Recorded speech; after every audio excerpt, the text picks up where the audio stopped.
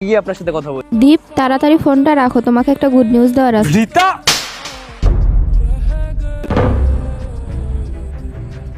পাগল হয়ে গেছো নাকি তুমি? দেখছো তো আমি কলে কথা বলছি, ইম্পর্টেন্ট কথা চলছে, আপনি ফট করে আমার কাছে ফোনটা কেড়ে নিলে। আমার তোমার সাথে দরকারি কথা ছিল। আমার তোমার সঙ্গে দরকারি কথা ছিল? আরে 5 মিনিট পরে তো আমি ফ্ল্যাটেই যাচ্ছিলাম, তখন তুমি আমাকে কথাটা বলতে পারতে না?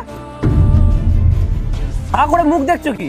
যাও এখান থেকে, আচ্ছা লিভ।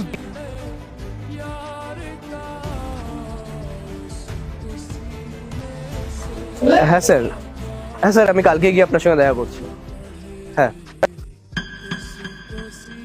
বলো, কি সমস্যা তোমার যে তুমি গিয়ে সংসারে আমার কান থেকে ডিরেক্ট ফোনটা নিয়ে নিলে? তুমি আমাকে থাপ্পড় কেন মারলে? থাপ্পড় কেন মারলে? আরে তখন আমি একটা ইম্পর্টেন্ট কলে কথা বলছিলাম, আর্জেন্ট মিটিং চলছিল আমার, আর তুমি এসে ডিরেক্ট আমার কানের থেকে ফোনটা কেড়ে নিলে। আরে 2 মিনিটের পেশেন্স বলেও কি তোমার মধ্যে কোনো কিছু নেই?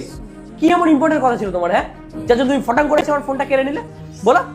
আমি তোমাকে বলছিলাম আমার কথাটা শোনো, তোমার ফোন আমি কেড়ে নেইনি। তুমি তখন হঠাৎ করে আমার কানের থেকে ফোনটা কেড়ে নিলে, ওই জন্য আমার একটু রাগ হয়ে গেছিল, ওই জন্য আমি তোমার গায়ে হাত তুলে ফেলেছি।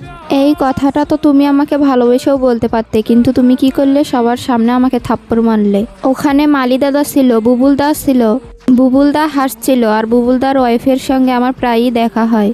এই সমস্ত কথা যদি উনি জানতে পারে, তাহলে আমি উনাকে মুখ দেখাবো কি করে? এরপর কি হলো কিন্তু সেটা দেখার আগে আপনি যদি ছবি দুটোকে মন থেকে ভালোবাসেন তাহলে চ্যানেলটাকে সাবস্ক্রাইব করে যাবেন। যদি না দেন তাহলে বুঝবো আপনি এই ছবি দুটোকে মন থেকে ভালোবাসেন না। কমেন্টে বলেন আমিন।